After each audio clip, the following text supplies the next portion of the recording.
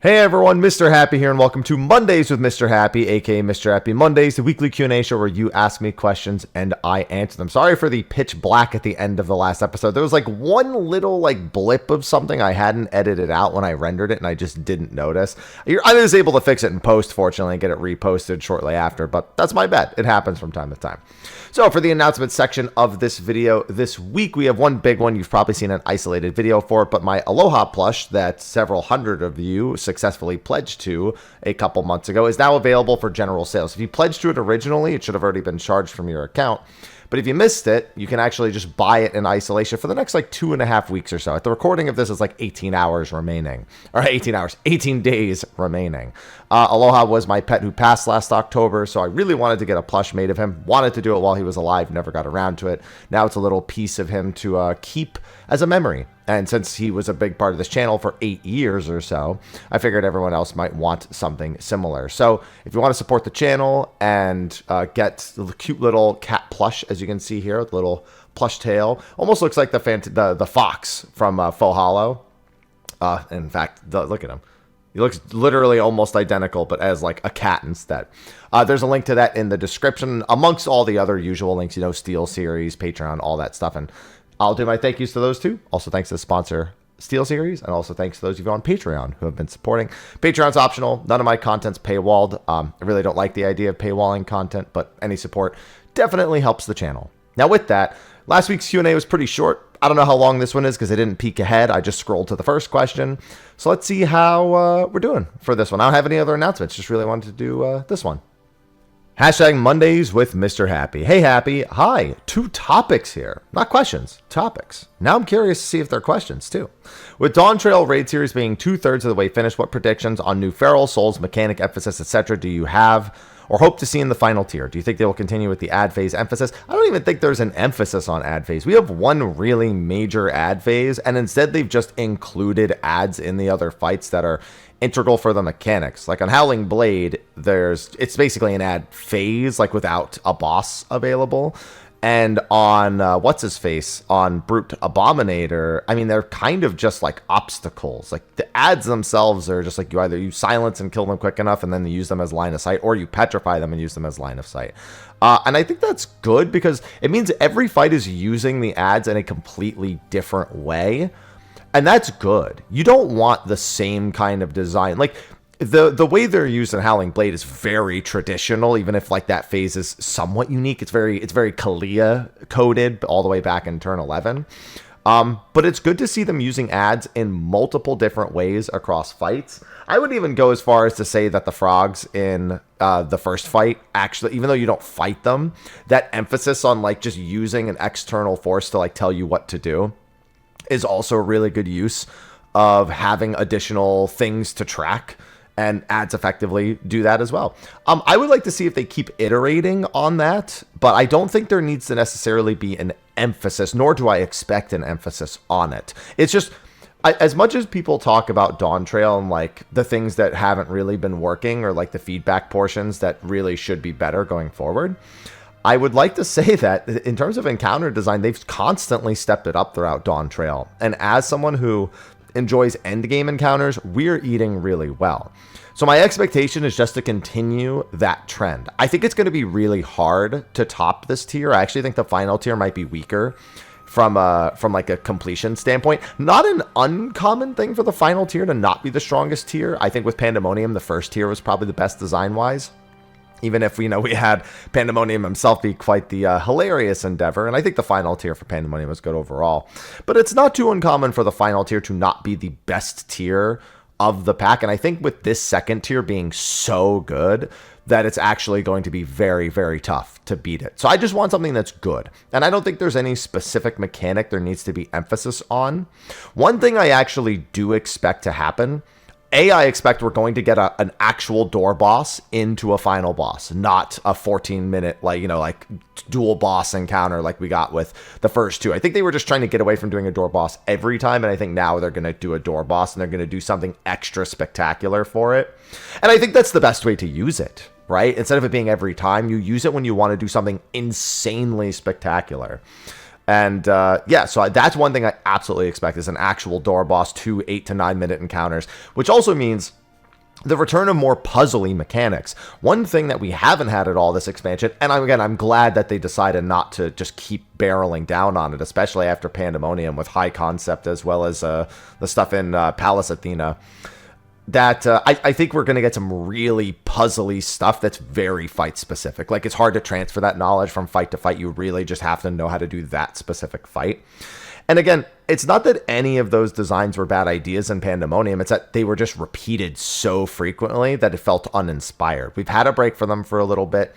So I think returning a little bit to the Pandemonium design with some of the lessons they've learned from Dawn Trail could give us some really amazing encounters. My expectations are through the roof for the very final encounter, even if I don't have that expectation for everything else. For Feral Souls, a red Chocobo Feral Soul is the only thing that I really want to predict. Well, do I think it'll actually happen? Questionable. I don't think lore-wise it even makes sense for there to be a red Chocobo soul. Final Fantasy IX's only red Chocobo is the Chocobo when you change its color. And it's not like Chocobos aren't like these open world threats that we're expected to see there. So I don't really think the Arcadian could even have one. But that would be really, really cool. So I would look down the Final Fantasy IX monster list, and there are still some pretty interesting ones that they could do. No, I don't think they'll do a Yan Soul. It'd be really funny, but I don't think they're going to do a Yan Soul. But there are other creatures there. I'd have to really have a list of Final Fantasy IX creatures that I would think I would want to pull from for that list. But yeah, I mean, you said the same thing. A Chocobo-based character. Yeah, a red Chocobo would probably be the number one thing otherwise. With Dawn Trail having a heavy Final Fantasy IX emphasis given the direction of the setting thematically, do you expect the next expansion to carry a heavy 7 emphasis? No, we've had plenty of 7 emphasis over the years. I mean, a lot of people don't know this. 1.0's story is Final Fantasy VII's story. Nail Deus Darnus calls down Meteor and is Bahamut, basically. So don't forget that all of that, I mean, it's like a mix of things, because obviously Bahamut's not very Final Fantasy VII coded. Like, I mean, like Bahamut's integration into the story. That was definitely a Final Fantasy XIV thing, but Nail Van Darnus, and eventually Nail Deus Darnus, was effectively a Sephiroth figure, even has the Sephiroth walking through the fire scene in 1.0. Leader of the 7th Legion, calls down Meteor. We've had some emphasis over the years, some locations like Costa del Sol. We've had it sporadically. I don't think there should ever be an expectation of heavy Final Fantasy VII emphasis ever.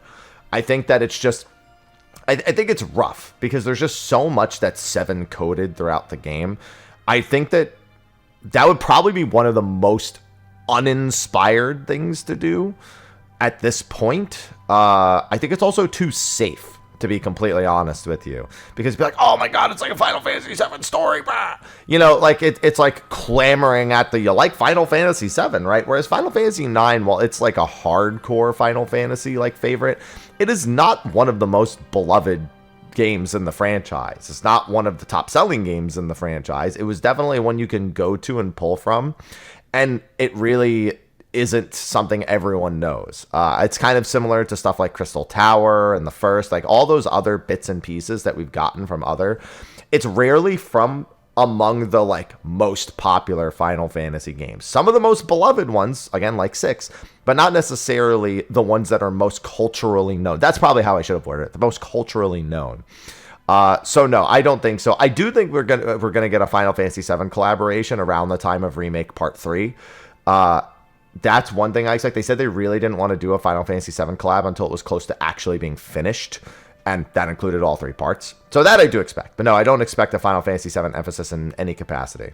Hashtag Mondays with Mr. Happy. Hello. Hi. Hope you're doing great. You too.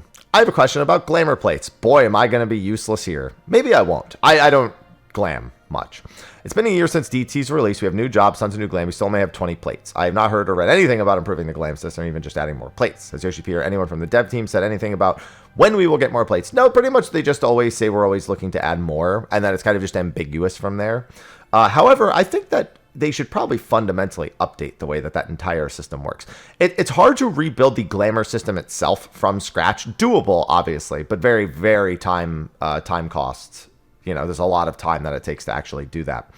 And it's so integral to the system. Like that's like a several expansion long thing to have to like completely redo from the bottom up and make sure that it works stably. That being said, Glamour Plates were kind of a Band-Aid solution on a problem people had with the system, and thus it's realistically redoable, I think. That being said, I think for now it's just not a priority.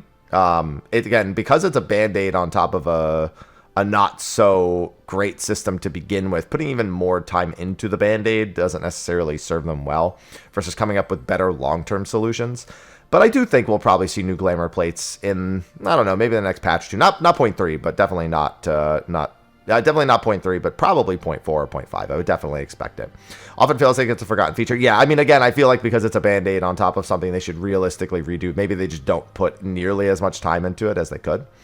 Last update was back in 6.1 over 3 years ago. Can't be that hard to add more plates. No, they've explained why Glamour Plates have to be added the way that they do. I can't remember their explanation, but I think it's the amount of data that is saved and loaded per character. They generally add more Glamour Plates, I believe, as they optimize character data, so that it's less stressful on the servers as a whole. But I'd have to go back and actually look. That's me trying to remember it. That's not me speaking for them or saying that's what they said. Just want to be clear about that. But yeah, no, unfortunately, nothing is as simple as just adding more, because it's just more data that's being stored on your character, and the way it's saved and loaded is usually something they struggled with, something they have struggled with, I should say. So I would go back and look in patch 6.1, or maybe just try to find the last time they mentioned it, because I don't know when it is, and it's probably going to sound very similar in explanation to that. All right, next question. Hashtag Mondays with Mr. Happy. Hello from the UK. Hello. Hope you're doing all right, mate. I'm doing all right. You doing all right? I'm doing all right. I watched you for 7 years and only now thought of asking a question today. Well, welcome. Never too late. Besides, we have very few questions as of late. I think people are mostly waiting on new stuff to hit with Final Fantasy XIV. It's a kind of a lull right now. Big lull. But thinking about how Beastmaster will be implemented, I think we've had this question a lot lately, and I think it's a fair thing to be wondering about the halfway point into an expansion. If it would be similar to how it works in WoW, taming mobs and using them based on what skills or passives they offer, or something wild like mini Pokemon stuff. See, that's what I want. Beastmaster I've thought a lot about over the year and a half or so since we've known it was going to be a thing in Late Dawn Trail. And especially with how I've been thinking about Final Fantasy XIV lately in terms of like how they should update the game, how they should introduce things, I feel like there's a reason why Pokemon as a franchise has survived for so long. It's not just the cute creatures, it's not just the merchandise. It's also because the original system they created, it works for just reiterating on over and over again. Having the badges, having the Elite Four, having a rival, and then they usually throw in, like a Team Rocket-esque thing, maybe some other bosses and stuff like that. But at its core, it pretty much always works. And it can be updated and iterated on. So when I look at Final Fantasy XIV, where I think that's not a strength at all anymore. Sometimes it is. Sometimes they do create systems that can be iterated on and updated, and I love seeing updates to those systems. Things like treasure maps, fates, they can at least update them and easily keep them relevant through rewards or updating them for new expansions and stuff. But when it comes to their individual systems for content, it's really only the hardcore that are left behind. And I think that's always going to happen, but some systems are just better done than others. Like Variant doesn't support it well. Criterion doesn't support it well. Deep Dungeons, the leveling portion for the general community doesn't. So the solo people are really the only ones that are left, etc. So if we had the ability to challenge NPCs as trainers, and instead of the Masked Carnival, we have an Elite Four / Pokemon League equivalent, and we can go out into the wild and actually catch the random monsters that are out there. Maybe they add a few new spawns in the open world for rare monsters that people can hunt down, or shiny equipment. To me, that's a more updatable system. As a new expansion comes out and as you update Beastmaster, and they can, let's say they start at level 50, so they can only really catch and train up to level 50 up through A Realm Reborn. Now when you add Heavensward, every monster type you added in Heavensward becomes a lot of work, necessarily, like a decent amount of work, but it's a more approachable system. Not to mention, it's one that casual players can easily do. Hardcore players can go for the really wild stuff and optimizing. And then it's easy, you add a few new trainers, you add a new league, you can do things with it that make sense in the I'm going to update this over time style of supporting the game. Whereas if they try to do it like Final Fantasy XI, it just doesn't, I don't think it works. Either you're charming monsters out in the wild, using them to fight other monsters, I don't know. As a limited job, do I think that matters much? No. How does that translate to having a Masked Carnival equivalent? I don't know. And then instead, if you have like the items that you could use, the jugs from 11 where you just summon a monster, well, then it's not very interesting anymore either, because like you could have just done a full job that just had a similar-ish system without a consumable. Like, oh, I have this jug. We have 3 different jugs, and you pick the jug that you want to use, and like that's your pet now, and maybe you have to rotate between the jugs for your different pets. Like, then you could actually come up with a normal system for it, because it no longer needs to be this Final Fantasy 11-ism. But if the whole point of it is for it to be reminiscent of its 11-ism, then what do you actually do? I don't know. I've got a lot of questions about it. How job design has been recently, how Blue Mage has been handled, I can't help but feel like what we'll eventually get won't have staying power. Yeah, kind of my point with the whole thing. I would prefer something to have more staying power. All of which is to ask, do you think the time and resources could have been better spent elsewhere on another limited job?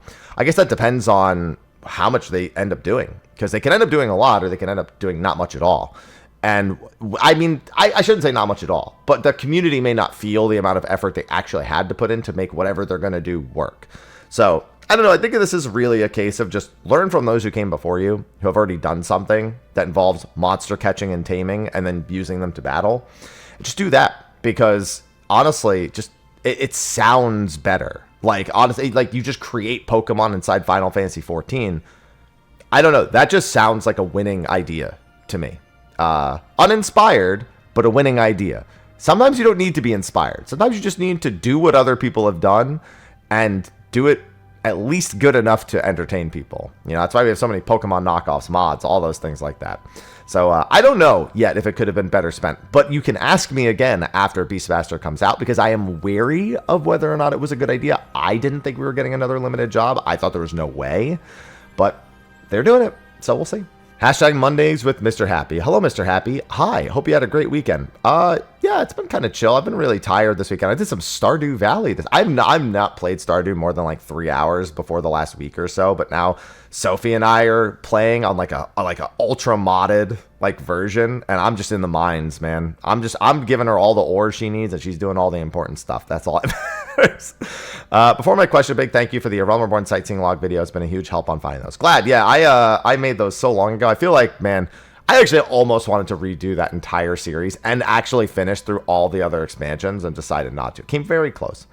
My question is this: do you ever worry about 14's future with all the negativity and hate going around? If not, what would be a worrying sign? So I always say that Heaven's Word was the worst the game ever was in terms of content and attitude towards Final Fantasy XIV. Dawn Trail has more people talking about it and more people complaining, and because the game is further along in its life cycle, anyone who's been around this long is at this point, we're pretty jaded, I suppose. So it's like, no matter what they do, like at this point, we've been through so many more of the same iterations of types of content and had so many like individual complaints about any individual thing kind of piling up that it's kind of just toppling over, and people do need a break. That being said, not really. I don't really worry about Final Fantasy XIV's future, because I've seen it go through so much, from 1.0 to Heaven's Ward to some of the hatred during Stormblood. Like Stormblood had a very similar feel to how Dawn Trail is going right now. In terms of people, mass complaints about Eureka, mass complaints about the MSQ, honestly, some not great encounter design to boot. So there was, when people call Dawn Trail Stormblood 2, both in terms of how much content they're trying to release, or how many different types of content they're trying to release, and the way the story is received, it's eerie how similar it is, because it's like almost verbatim exactly what happened in Stormblood. So the fact that I've been through all this before, but I just know there's more people playing now, so the negativity is much louder. It's both like easier and harder. Easier because I've already been through it before. Harder because I have to hear it a lot more. That being said, I feel like Stormblood, looking back, was really good. It gave people a lot of long-term goals to work for, and fostered a great number of communities. Stormblood is where the solo community for Deep Dungeon really began. Eureka community really began. It's where we first got Ultimate, and we got 2 Ultimates that still act as like content, brand new content for people looking to get into raids to this day. And on top of that, there are other systems that were introduced in there that were really good. And I think at some point Dawn Trail will be that. But worry, no, it's just a lot harder to do now with how much louder it is. I've been playing for 2 years, fights and cons, love the game. I feel like there's a lot of people who are like that, who they like the game, they love the game, they just don't want to play it as much anymore. And then there's people who like actively hate it because, in all honesty, we're playing it too much. And then people who weren't playing it at all, but also don't like what they're doing. There's all the categories you would expect, basically. But no, these criticisms are good things. And I think a lot of people, as much as it's hard to wade through a lot of the negativity, it's very important to have that negativity. And this was true for World of Warcraft also. You need to have lots of negativity to have change made. There's no way around it. Criticisms have to happen. Negativity is born of those criticisms. And if they don't happen, things don't get better. So look at it like that. You need these things to swing it back the other way, or to even provide the opportunity in the first place. So it's just about focusing on what you enjoy and not letting others tell you what you should enjoy. And maybe consider trying new content out that you haven't tried before. It's a good time to do that. But no, I'm not worried. It is just like, because I hate dealing with it every day, but it's the right thing that needs to happen for things to get better. Hashtag Mondays with Mr. Happy. Good morning. Good morning. I only just started watching these Q&As, so sorry if we covered it otherwise. Listen, there are people who have watched me for years. Nobody can be expected to know every question and every answer I've ever given. I get repeat questions all the time. People should never be afraid of asking a question just because they think it's been answered before. The only thing I will say is maybe scroll through the questions when you're writing yours to see if it's already been asked on the week of. But even then, if you ask like immediately, you're not going to be like, what if somebody asked the question immediately and somebody else asked it later, and then YouTube just filters the other one? I mean, even then I can't do anything about that, right? So you can't worry about that when asking me a question. But I was curious about the secret lab chair. I thought I remember. So I did. I was wondering what your thoughts are on it. I actually really enjoyed it. I was surprised I really enjoyed the secret lab chair for two reasons. One, I had not a secret lab chair before, but like a traditional like pleather chair, like gaming chair before. And I didn't have good experiences with it. As a cat owner especially, didn't have good experiences with it. So I went in with kind of low expectations on the secret lab chair, and I actually thought it was really comfortable, and I didn't have any of the same issues. It had been years since I'd had a chair like that. So I guess I don't know how much better they've gotten since the earlier chair that I had, my old DX Racer.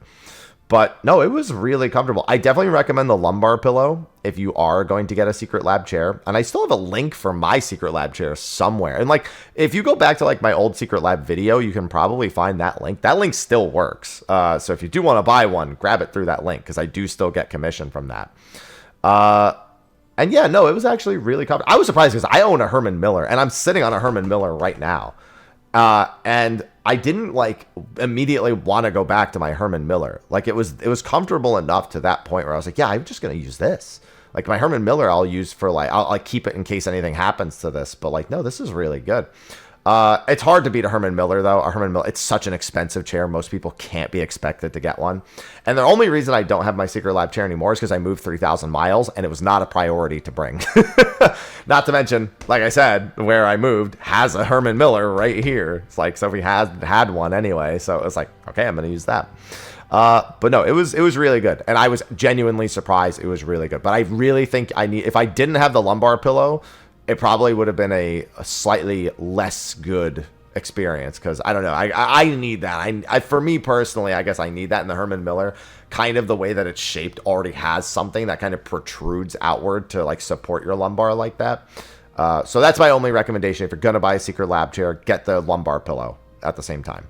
Hashtag Mondays with Mr. Happy. Hello. Hi. I have to agree with the comment about the format of live letters being outdated. I've been wishing for a while they would just move on to something like Nintendo Direct, pre-recorded video where they go over everything. I feel like they often take far too long to explain even simple things, like they will have new main scenario quests in the upcoming patch. They don't take very long to do that part. They pretty much just show a few screenshots off and go like, oh, I wonder what's happening here. Like the MSQ part usually only takes about like 2 or 3 minutes.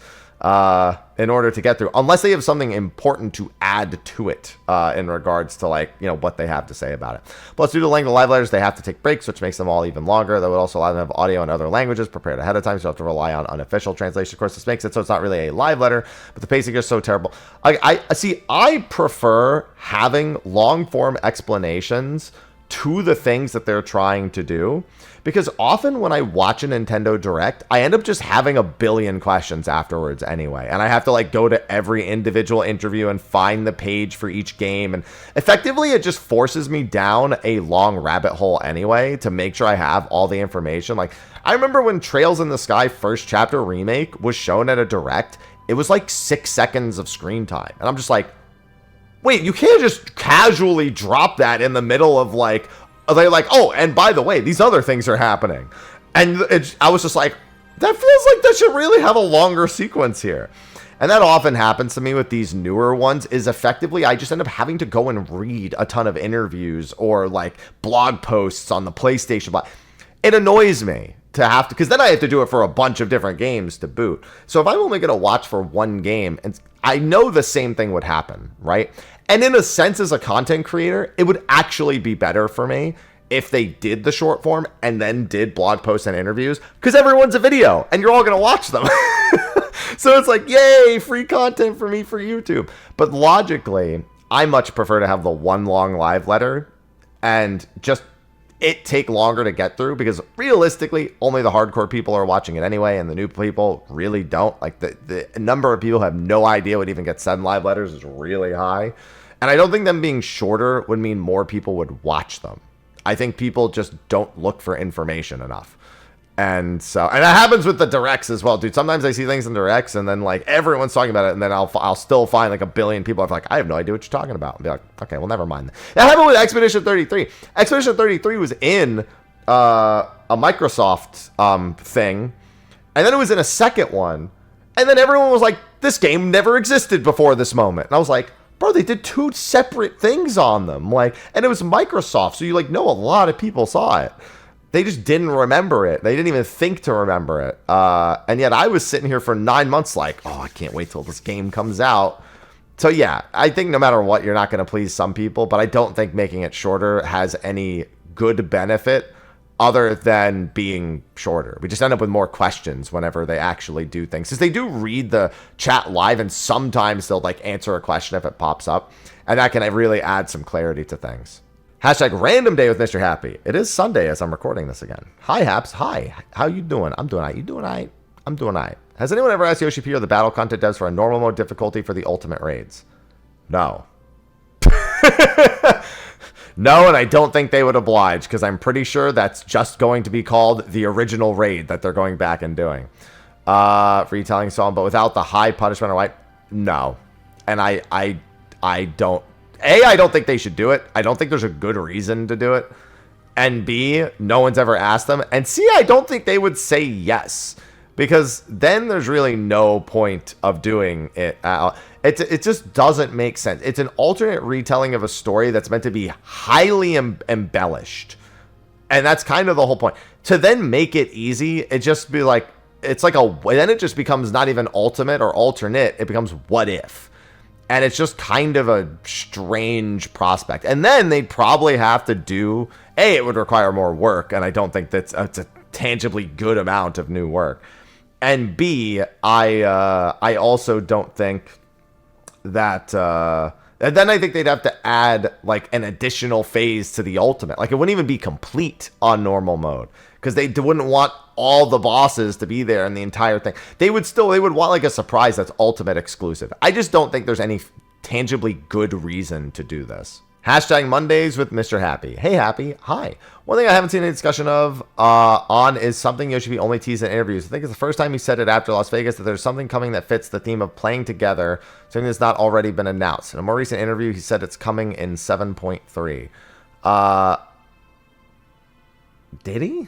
I don't recall this at all. I mean, he's been saying that that's Dawn Trail's entire theme is the more MMO-y thing. I'll have to find the interview where he said it's coming in 7.3. Because the only thing I've seen him saying that's like, he mentioned like, oh, hardcore raiders weren't going to have an ultimate this patch, so they added the hard mode boss from the deep dungeon, so they'd have at least something, you know.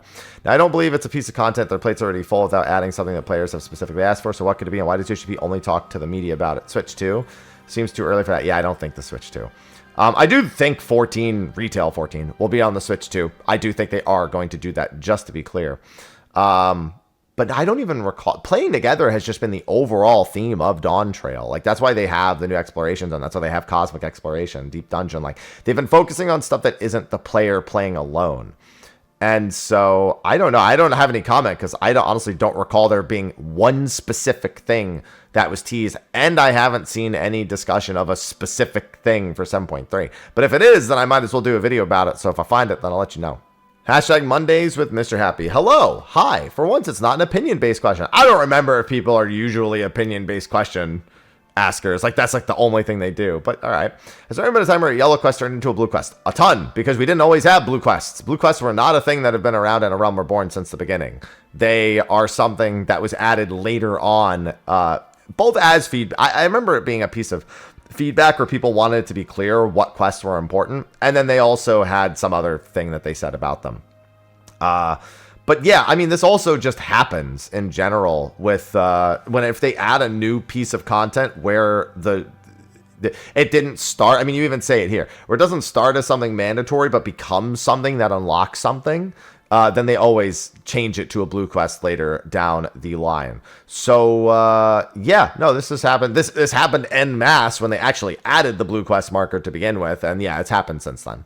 Hashtag Mondays with Mrhappy. Hello there. Hi. It's been about 3 or 4 years since Astrologos. Oh, Astrologos was turned off for Rival Wings. You think CBU3 have forgotten about that PvP map? I think they've given up on Rival Wings. Because even the second map, it's like they've just done nothing for Rival Wings, like, at all. Maybe they just determined that it wasn't as good of a place for their resources to be used. Or maybe they decided that Frontlines needed more love in the immediate future than CBU3 actually did.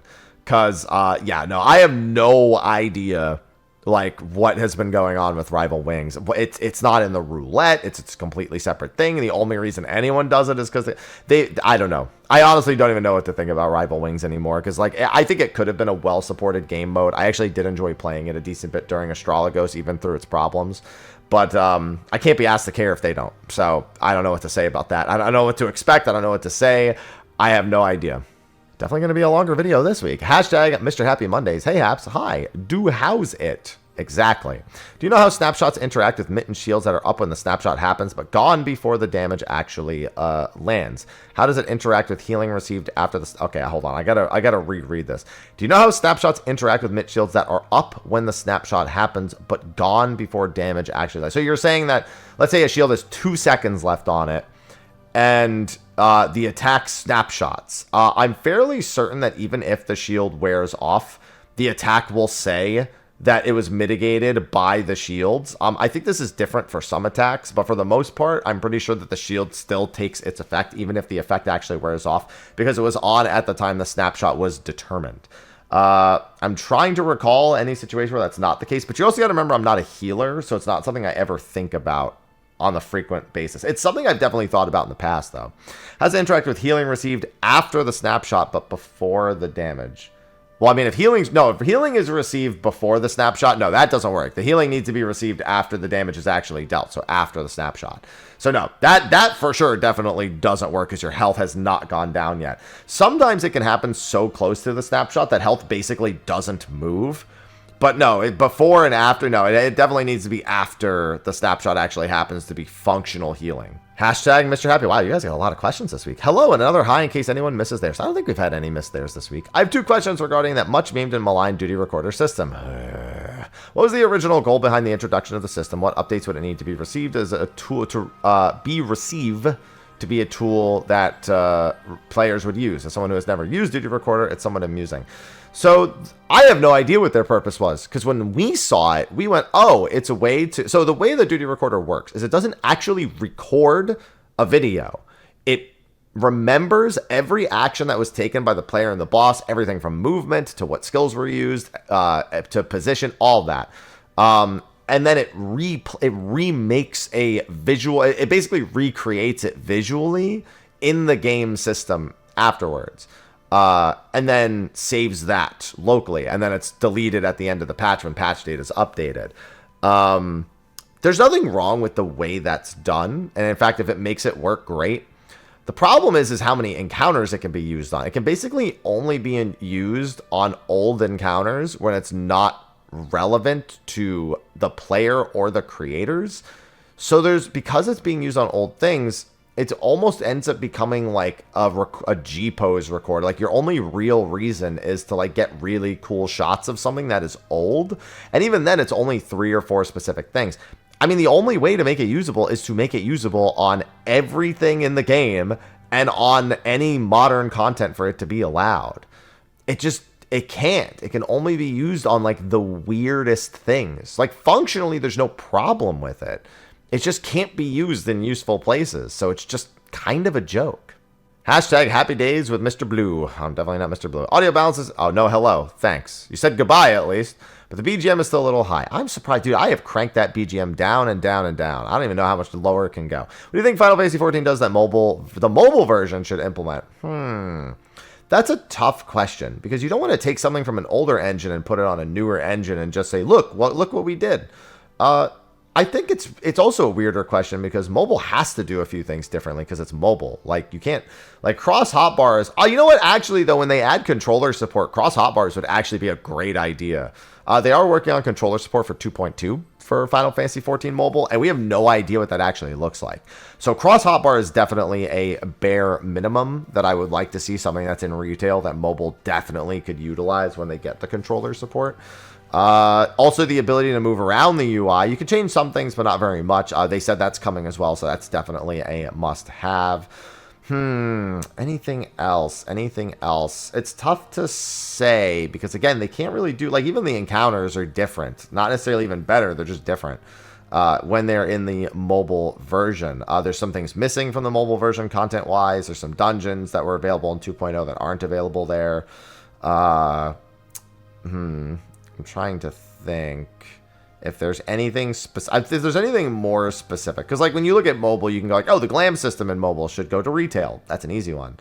But is there anything else in particular that I think that mobile specifically needs to add? I think it's just got so much of an engine update that outside of like some core features to the game that are not even in mobile yet, like the ones I've already mentioned. The answer is not really a yes, because you just don't... I would never... Like, I don't look at Final Fantasy 11 and go, man, they should put this system in 14, except for the glam system, which isn't even necessarily better in 11. Like, it's more flexible in 11, but it is very much coded to being, like... It's very menu, like, and text-driven, which is very much old, but, like, the core idea of it is pretty much the same as most modern glam systems. But if I were to look at, like, original 11 and be like, oh, they should add this to 14, I really wouldn't want that. And it's kind of the same with adding 14 to 14 mobile. It's like, they need to do things differently, and they should do things differently because they have the engine that allows that. So as long as they do the couple of things I said, honestly, no, not really. Hashtag Mondays with Mr. Happy. Hello, hi. Thoughts on adding something like Mario Party to the Gold Saucer God?